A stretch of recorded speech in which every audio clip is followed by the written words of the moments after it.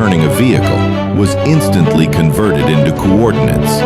These coordinates updated every second, transmitted to artillery units 14 kilometers away, where Paladin M109 howitzers and HIMARS batteries pounded relentlessly.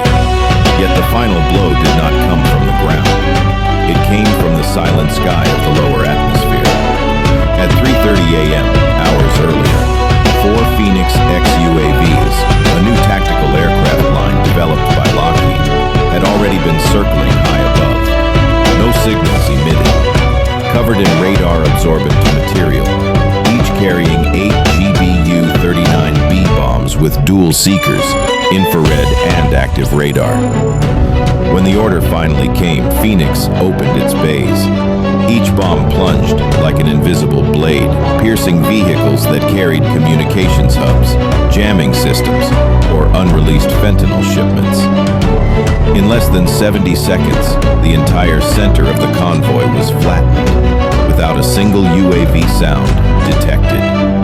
Meanwhile, at the southwestern flank, the cartel's last escape route, 4 desperate vehicles rushed toward the Yuma Mountains, guided by what they thought was a backup GPS signal. They had no idea the signal was fake, transmitted by an MWK-11 simulator hidden along Highway 85. They drove straight into a death trap. 3 minutes later, all 4 vehicles were destroyed from above by MQ-600 UAVs.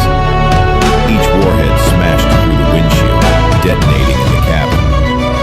All of this unfolded while U.S. Special Forces remained hidden.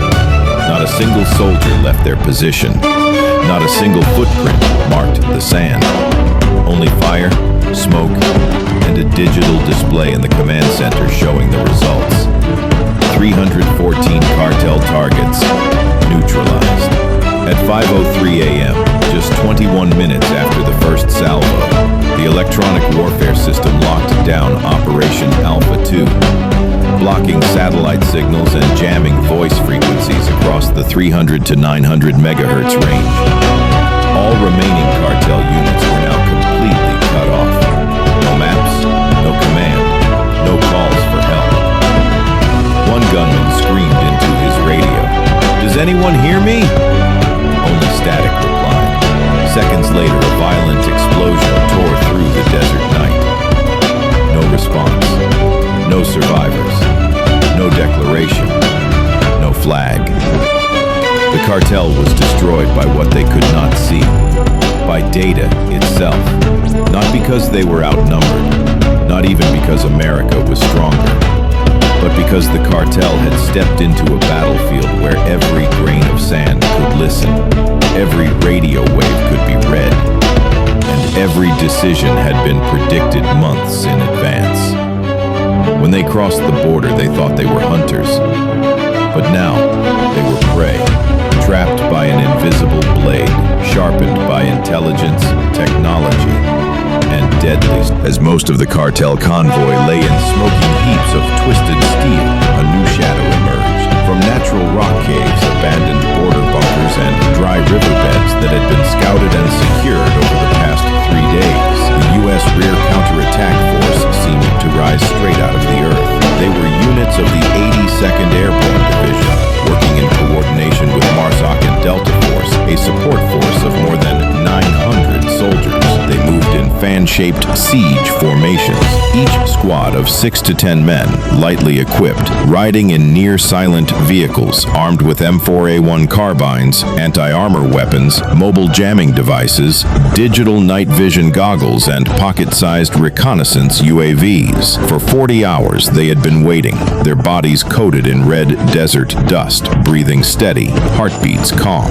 Their mission was not to strike first, but to wait until the cartel had no escape. And that moment had come. When the last cartel vehicles tried to retreat south, thinking the land ahead was open, they drove straight into the third blade of the multi-layered ambush. From 400 meters above, UAVs with infrared cameras tracked every survivor. The feed streamed instantly to sniper teams, and then the invisible rain of bullets began. Each 5-round burst tore into chests and skulls. The remaining gunmen fired fired blindly into the night, screaming into static-filled radios. Orders dissolved into chaos, echoing hopelessly across abandoned outposts. Then, on the thermal screens, a high-value target appeared, a camouflaged armored command vehicle. Inside were 3 Sinaloa operatives, frantically trying to connect to a military satellite, hoping to call across the border. Confirmation came swiftly. Victor El Lobo Cadenas, the man running the entire fentanyl distribution network in the U.S. Southwest. A $10 million bounty on